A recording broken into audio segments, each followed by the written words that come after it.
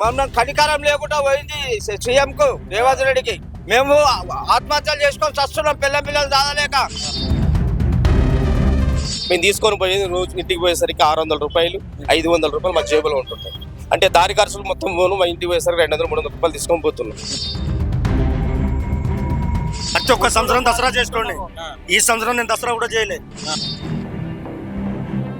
అంటే రోడ్డు మీద ఫుట్పాడ్ కన్నాయి మా బతుకులు. గుళ్ళగడ మెట్రో గడ కూర్చునే పిచ్చగాడు రోజు 400 తప్ప మనకి ఏ కష్టం లేకుండా అడుకొని ఆయనకన్నా హీనం మా బతుకులు ఇవ్వాలి.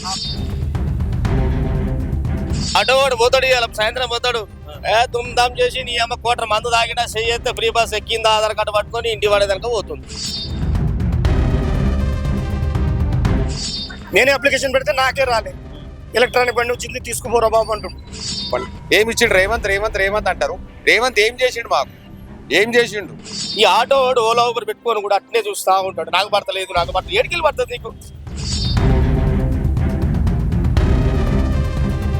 200 రూపాయలు ఇంటికి పోతే పిల్లం చెప్పులతో కొడతారే బాడుకో పొద్దున బండి పోతున్నావు.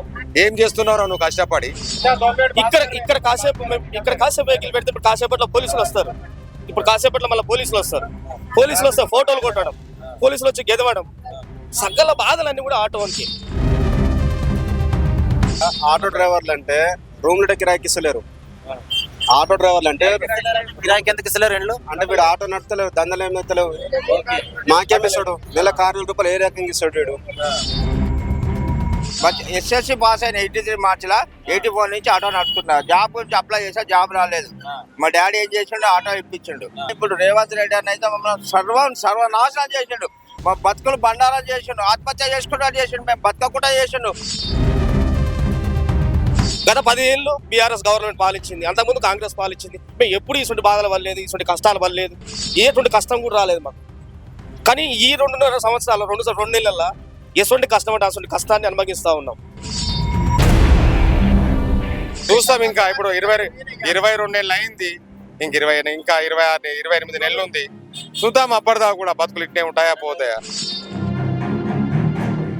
మాకు చేసే మేలు ఏంటంటే ఒకటే, ఫ్రీ బస్సు తీసేస్తే అంతకంటే మేలు ఇంకా ఏమీ లేదు మాకు. భిక్షాటన ఇదనే కొంచెం బాగుంటుంది దానికంటే. ఆటో నడుపుకునే దానికంటే భిక్ష ఎత్తుకోవడం మంచిది. ఇది బాగుంటుంది అని వచ్చిన ఆలోచన.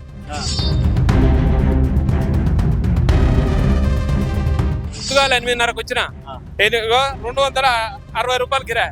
260 రూపాయలు కిరాయి 50 వచ్చా, ఒక కిరాయి 50 వచ్చా, ఒక కిరాయి 100, ఒక కిరాయి 30, 60 రూపాయలు.